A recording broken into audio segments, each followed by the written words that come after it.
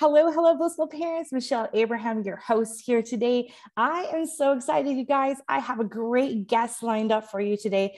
I would love for you to meet Katherine Sellery. Katherine, hi, how are you? Hi. It's so great to be here, Michelle. We did it. Yay, we did it. Awesome. I am thrilled. So, blissful parents, let me tell you a little bit more about Katherine. Oh my gosh, Katherine is a 3-time TEDx speaker, a parenting coach, mom of 2, creator of Conscious Parenting Revolution.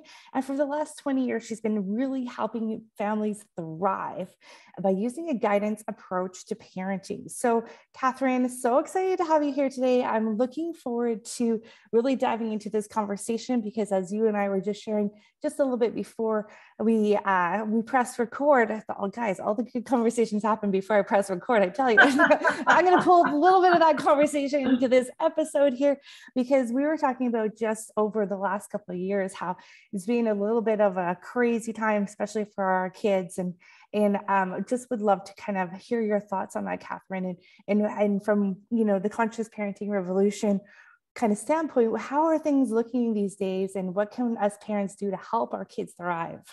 Everybody's in such a different place, but you and I were just talking about the number of kids that are on strike and are basically, you can't make me, I won't go back. There are some of those kids out there. And a lot of them end up in my training program because parents are just like, how do I get them to go? How do I get them to go back? So I think the transition from home to school for some kids has been like, let me go. Like they're racing out the door. They're so excited. They can't believe it. They're finally going to see their friends on the playground. And these kids are obviously thriving. So we don't need to worry about them. The ones that are, on my radar are the ones that are not thriving and the ones that are really struggling to make the adjustment. Because honestly, I think school was never a perfect fit. And what the pandemic gave for them was an opportunity to stay in a safe environment and access school through, the Zoom. Mm-hmm. And that was really lovely.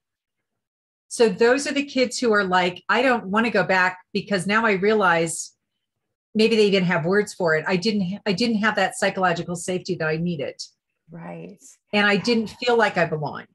Mm-hmm. And I was never really in the in group or any group. And the thought of putting myself through that is so stressful and filled with anxiety that I don't know how to get one foot in front of the other. Wow. Yeah, there's a lot going on for those kids. So what is something that parents who maybe have a child that is on strike. Yeah. What is something that they can do to help kind of either encourage them or, figure out another solution? Yeah. Well, I mean, I have some families in my conscious parenting, trainings that I do. And I've been saying to them, let's figure out what is it at school that is going on that makes it so that these kids don't want to go back there. So this is where we look at the child as actually really in tune with themselves, taking right action not to go. And the idea isn't what do we need to do to make them go, which is, I think, where most of the parents, start like, well, what do I need to do to make them go? And I'm like, well, let's just assume they know what's right for them. And not going is actually great. It's not great for you. Especially if you're trying to work or, There are so many reasons why it's not great for you. And ultimately, it may not be great for them either. Mm-hmm. So it's not like this is a long-term solution necessarily, although it could be in some kids, lives. But predominantly, what's happening at school that makes it so that you don't want to be there? I'm really curious about that. And so that's where I think we need to start with anybody who's listening and having this problem is, well, tell me about what's going on at school. And it's probably got to do with something on the playground. Mm-hmm. It's got to do with the social and emotional needs not being met, not feeling like they belong. That's like one whole huge bucket. Mm-hmm. And on the other hand, it might have to do with, I'm just not that good at reading. And it really embarrasses me when the teacher calls on me. Or I have one little girl that I work with who's like, I just can't sit that long. Fair enough. And the reason I love working from home is that I can get up out of my chair. and I can walk back and forth. The teacher can still see me, but I'm not interrupting her. And I can get up and I can move and I can shift. And so in her case, I remember we worked together to help instigate conversations about, well, how can I move when I'm in school in a way that doesn't disrupt you, but also supports me? And so she worked on those conversations with her teacher about getting one of those wobbly chairs that is sanctioned by the school, that gives her a chance to do a little more movement, because this is a kid that just can't sit. So we have a lot of kids that can't sit in schools that still think sitting is needed. Right.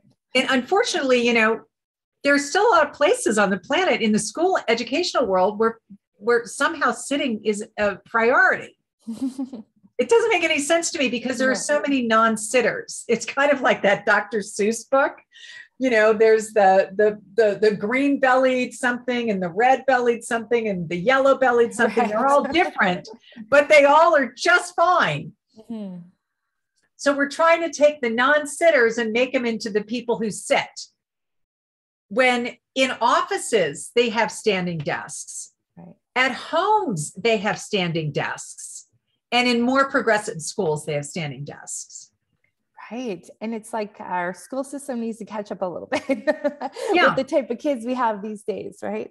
I know one of our blissful parents members, she had developed this thing for her kids that are neurodiverse, and it was a elastic band that they could put under their chair so they could balance their feet without anyone above the chair or above the table or dinner table realizing what they were doing, right? Oh, that's so good. She just was like, oh my gosh, that's made such a huge difference in our kids being able to just settle into eating dinner with the family. Yes. Yeah, people who just, their bodies need to move. And for the non-movers, we try to make the movers stop. And it's a type of domination and control where, I think the better idea is for us to figure out how to cohabitate with the movers and the non-movers. Right. And in fact, those movers are probably going to be much more fit adults as they get older, right? Could very well, they could be, I had a family once in my training and their little boy was getting in a lot of trouble. And the solution that school district had was to use a behavioralist approach, which meant that he would get a star or he would get some kind of reward for having met their need for him not to, in this case, impulsively, wave his hand and have the answer to every question or, fidget and move in his chair. And so their idea was to get him to change his behavior in order to meet their standards. And every time he did that, he would get a sticker or something. And it was, frankly, it was diabolical. And to the extent that this little boy finally said, I don't know how to be anymore. I don't know how to be me anymore. That's so sad. So heartbreaking. Yeah. And it's like, you know what? I want you to be your flavor of you. Right. And you can be your flavor of you. And we can still manage classrooms. Now, sure, impulsivity and, some things, I do believe there can be some personal management in learning that skill.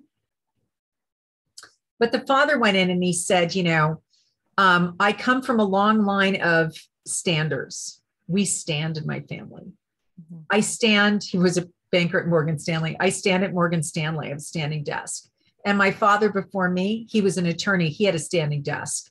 And he said, I don't know if it went to my grandfather or not, but if you think you're going to change this child to be a non-standing child, I mean, you got generations behind this kid. And good luck. But why do it? Yeah. These are the simplest things that we can do to accommodate the standards of, who does and who doesn't stand. And let them stand if they want to stand. Right? Obviously, I'm a real child-focused approach to education. And that is, I believe, still unusual, which is shocking. Because I can't imagine why we wouldn't want to be a child-focused environment rather than trying to make children accommodate our comfort. What makes me comfortable is that you sit like little soldiers in a row and you don't move and you only call when you're called on and you don't speak out of turn. And it's like the military. That's not advocating for complete mayhem, but it is advocating for people to learn to be considerate of the teacher and one another, and to come from that place of, I'm going to hold my thought until, are you finished? Joe, hey, are you finished? Because I'd like to share something. Seems like a much more civilized way of being, doesn't it? Yeah. Children are people too. It's one of my big mantras. Yeah, absolutely. So Katherine, a lot of your work is under the guidance approach. Can you share with our parents, like what is your philosophy around the guidance approach? What is it? How do we incorporate it in what we do? Yeah. So in 2008, a colleague and Dr. Louise Porter, an educational psychologist, the three of us spent a year writing this particular protocol that we call the guidance approach to parenting. And it's got, lineage from some greats in the field, and it brings it all together. The guidance approach to parenting is the approach that you take in order to get behavioral change that comes from within, which means that we strip away an external locus of causality, which means we don't use behavioralism. We don't use rewards and punishments because I said so. It's not on the basis of threats or a fear paradigm that we get behavioral change, which is what a lot of people use to get behavioral change. Is, you do it because I'm your mother and I told you to do it. That's why you do it, young man, young lady. Or if you don't do it, you're going to get to go to your room, or there's no TV, or there's no dessert, or there's no friend over. And it's all about that. And that's the basis upon how I use my power to get you to change your behavior. Thomas Gordon, who was nominated for the Nobel Peace Prize, I was a student of his, he said, when you use that approach, you activate retaliation, rebellion, and resistance. The 3 R's. Now, the 3 R's are everywhere. We see them inside our families. We see them inside our corporations. We see them on a bigger meta scale. We see them within society. When you use power over someone, they want to retaliate, rebel, and resist. So I have a few TED Talks, and one of my TED Talks is actually on this phenomenon. And I said, the rebellion is here. We created it. We can solve it. And I really focus on school shootings, because I look at the school shooting phenomenon, which we were talking about before we started recording. And I see that it is one of the 3 R's. Maybe it's all 3 R's. It's retaliation, rebellion, and resistance. It's retaliation, rebellion, and resistance. It's a resentment flow that is so deep by individuals who do not feel seen, heard, and understood from their perspective. And often they're the ones who are getting caught doing the bad behaviors because it's the tragic expression of their unmet needs. And the tragic expression of unmet needs is usually socially unacceptable. Now, obviously, the way that they're expressing their unmet needs is socially unacceptable, and it's dangerous. And it should never have gotten to that point, ever. So when we start to see these bad behaviors as signs, signals, cries for help, then we engage with them with something other than you're grounded, go to your room, you're expelled. We tend to punish the surface problem, right, rather rather than look at it as the presenting problem for which there is a deep underlying unmet need. If we could shift our focus away from the presenting problem to the underlying unmet need, then we're getting to the front side of the discipline that's necessary by actually seeing it as a cry for help and recognizing that when it gets to that point, we have been missing the signs and the signals for a very long time. Right, yeah. We've been blinded by our judgment. Observation without evaluation is the highest form of human intelligence. Krishnamurti said that. And when Krishnamurti said it, I believe what he meant was, if we can just continue to be the observer of the behaviors and look at the behaviors as expressions like breadcrumbs, each one is a breadcrumb that we can go back into the internal aspect of someone and wonder, like, what would have to be happening for someone that would give rise to this behavior? Now, that is a completely different paradigm. And it already evokes that sense of compassion.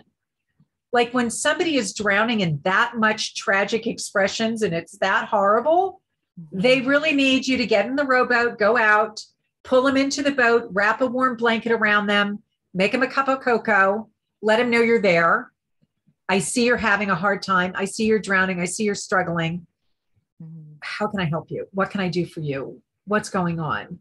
And that compassion first creates connection, which creates the ability to actually support this person in changing their behavior. Wow. Yes. And I can clearly see, Katherine, you're so passionate about this, and the work that you're doing is incredible.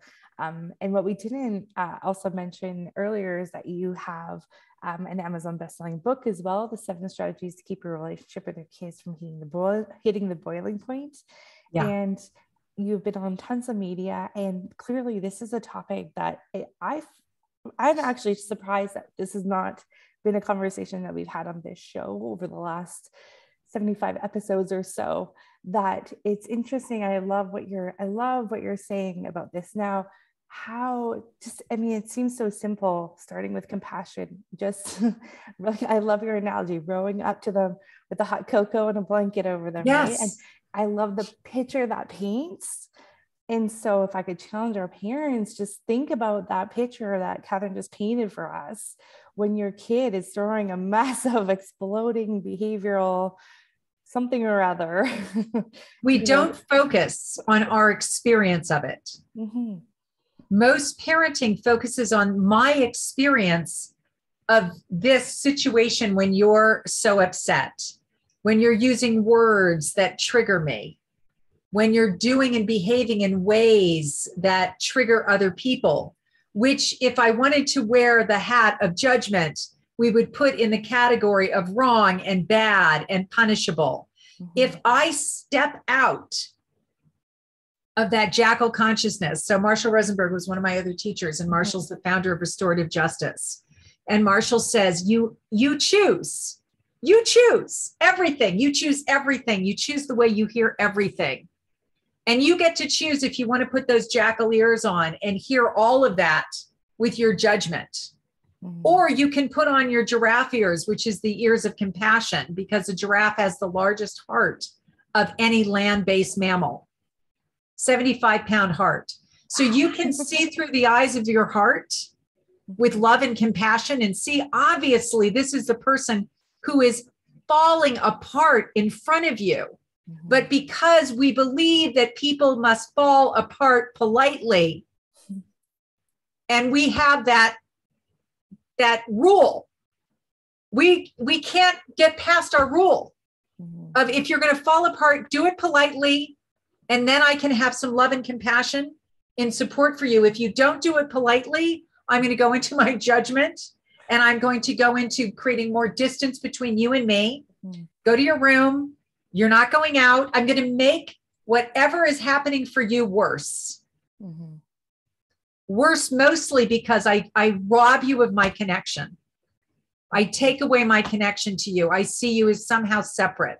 Like I couldn't be the one falling apart like that when I call bullshit.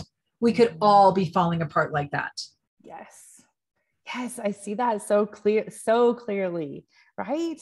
Take away something, it makes it worse. You lose that connection. Then you're mad at each other. Then it's like just this, like I call them my household.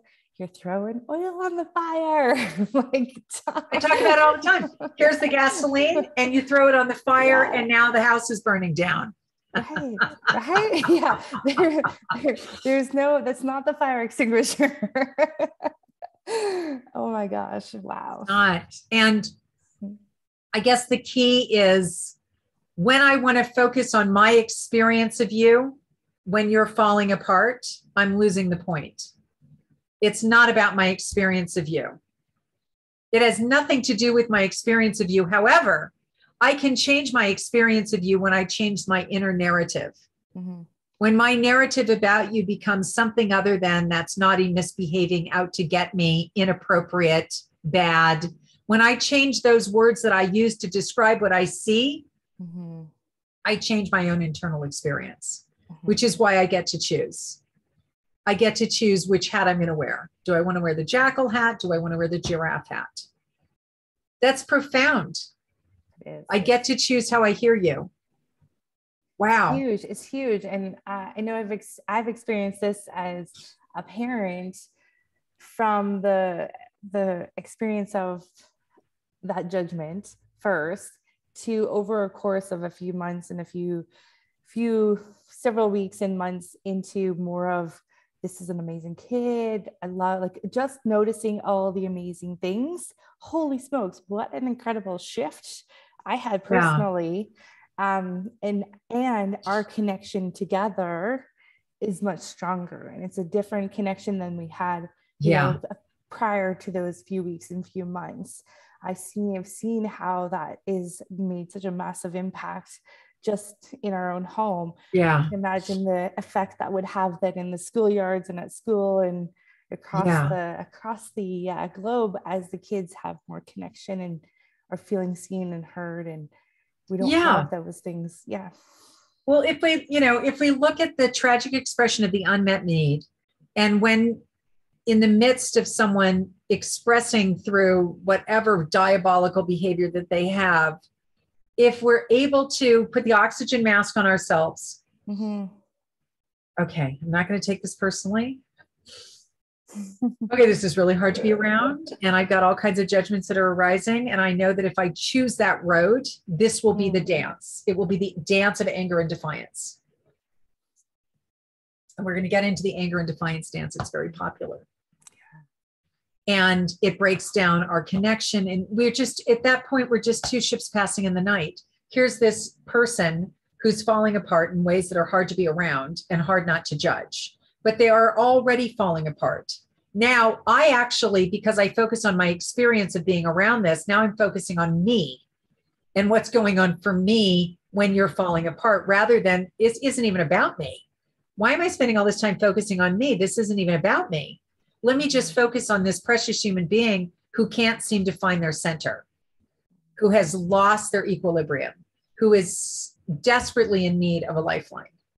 So, okay, let me take care of me first so that I can go back and be with this person in a way that isn't pouring gasoline on a fire.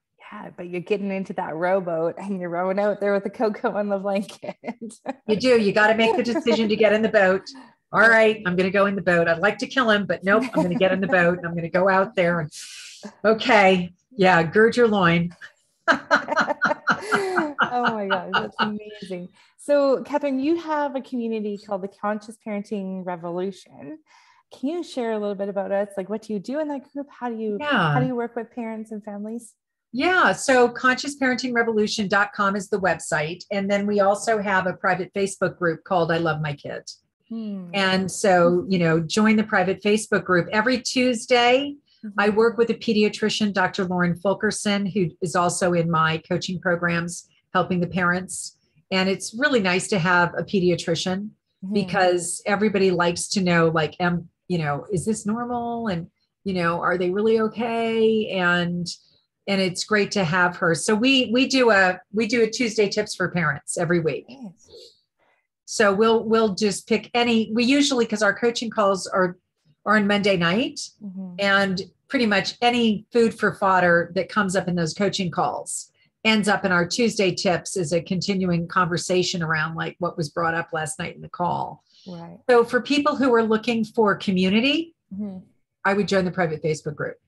Awesome. And so easy to find. I love my kids. I love my kid. Yeah. It's a tiny URL. I love my kid. Awesome. And if you go to the Conscious Parenting Revolution, I actually have a needs assessment analysis, which is right there, because when I talk about underlying unmet needs, nobody knows what that is. Like, really, what are my needs? What are the needs of mine that are not being met, that are given, rise to this feeling? So, the recontextualizing around how to have a relationship to my feelings is a big part of the revolution. So we need to understand that we can be with any feeling, and that no feeling is good, bad, right, wrong. No feeling is better than any other feeling. They're all just messengers. The feelings are really just messengers coming to us to give us a clue about our inner beingness. And, like, go there, go look over there, or, be connected with this part of you that's needing something because it's struggling. So just the language I'm using allows you to get bigger than what's bugging you. So that's part of the mission, is for us to have a way to get bigger than what's bugging us so that we can have emotional regularity. you can use that a magnifying glass and find all those breadcrumbs along the way Totally. before they become loaves of bread before they become loaves of bread. Loaves of bread. That's a good word. I was going to say, I don't know, muffins or something. That's a good before word. they become loaves of bread. If we can start to pick up the subtle, bits and pieces that kids drop all the time, and so do adults. So, I mean, we're saying this in the context of parenting, right? But what I know is that every parent has within them their inner child, right? And that inner child has, to some extent or another, been activated by their children and the way their children are responding to certain circumstances or situations. Yes. So that's where I guess our children are such a gift to us, because they will be the catalyst for internal experiences that we're having that may be painful, but that's okay. That's okay. Feeling better doesn't necessarily equal progress. And I always love that expression, because in so many people, including myself, we think, well, if I could only just have just this group of feelings, like these 5, and everything else, could you please I don't want to have those anymore. And then when we realize, wow, all feelings are just bringing information to connect ourselves to our inner world. I love it. And it was interesting when I was on your website, I noticed that Conscious Parenting Revolution, the acronym for it is CPR, which is very, very clever and very interesting. It's like putting your oxygen mask on first. It really CPR, is. Yeah. It really is. I mean, it's that whole sort of, it is a life support system. Yeah. And if we have the ability to recognize that a lot of our experience, maybe all of our experience, is through our own perspective. As I was saying earlier, we think sometimes we have to get a child to change, or we have to get our spouse or whoever we, maybe in a co-parenting relationship, to change in order for our experience to be better. Right. If we live in that world, then we're always the victim. Right. And we always are out of control of being able to have an impact on our own experience. So it's a shift to be able to say, I may never get you to change. I may never get an invitation to your birthday party. If I were a little child, it would be, I may not ever get into that group. But I don't give that group or any other person the power over me to command how I'm going to be today. Right. And that's taking the power back. And I work with kids and parents to help their children take their power back, because kids have often given their power away. And it's as though I show them a little remote control and I'm like, so who have you given the remote control over? You, your behaviors, your state of mind, your being? Who has that right now? Because they're the ones who get to push a button and activate and get you to get in trouble. Take it back. Take that remote control back. Go in that classroom. Take it back from Jane or Judy or John or Joe or whoever it is, and stop giving your power away. Ooh, such a powerful message, not only for our kids, but for us. Not only for our kids. And that's the thing. It's just so much like all of this is fluid. Yeah. Have you ever heard of the book Queen Bees and Wannabes? Yes. Yeah. Well, the Queen Bees and Wannabes is not just in your middle schools and your high schools. It's in your society. It's in our society. We get to face it all over the place and see those who play those different roles and be like always in wonder around, okay, well, what's it bringing up for me? What is the gift for me in this? I love that. What is the gift for me in this? Such a good way to look at it. Well, Katherine, I've loved this interview so much. You are so amazing. And we're so grateful for your time today to come and share this with us. And blissful parents out there, I challenge you to please go join Katherine's Facebook group. I love my kid. And also go check out consciousparentingrevolution.com, where you can join and get the needs assessment there, so you can kind of see where you're at. And the needs assessment is for parents to do for their kids or for themselves. It intertwines both. Perfect. So it gives parents the chance to reflect on, are you getting enough rest? Yeah. What about your kids? Are you putting the boundaries in place to get your children the rest that they need? Yes. Yeah. And it's kind of like, wow, maybe I'm not doing that. Yeah. What am I not doing for myself? Because parents, if you're not taking care of you and putting the oxygen mask on your mouth first and your nose, you got to take care of yourselves, people. You got to prioritize you. Absolutely. And that's, oh gosh, such a good note to end on. But Katherine, is there anything else you'd like our parents to know before we let you go? Yeah, I'm so glad you asked. I just like to say, see your children beautiful. So, if we can see our children beautiful at the times when we want to punish and when they're falling apart, if we can continue to see past the behaviors and the words, like Marshall used to say, never listen to the words people say. Just think about what would happen. Just think about the world if we would stop focusing on the surface words and behaviors and just look at them as a canvas that's filled with information and be able to be detached enough so that we can actually be more compassionate. Yeah. Wow. Yes. And it seems like compassion is the key here. The compassion for self, yeah, and for others, for self and for others, for self and for others. Sometimes people are better at giving compassion to others than self. And they go into blaming and getting mad at themselves. And I should have done it better. And what's wrong with me? And I would say, if you're one of those parents listening, please be kind to yourself and recognize that all of us are human and we make mistakes and we get exhausted and we say things we don't mean. And the faster that we can just be, I don't feel good about that. I wish I'd handled that differently. I've never seen a child who hasn't responded with, it's okay, mommy, or it's okay, dad. We all make mistakes. There's so much forgiveness. And just allowing yourself to say that gives your children the ability to also be able to say, I don't like the way I handled that. Could I do a do-over? Let's start this over again. Amazing. Oh, it's such good food for thought, parents. Go back and re-listen to this episode, please. Keep this one in your pockets because it's definitely such good reminders of how we can just be the best parents that we can and have more blissful parenting experience like we all are after. So Thank you so much, Katherine, for being here with us today. It was great, Michelle. Awesome. Blissful parents, we'll see you again next week. Thanks so much for tuning in today and take care.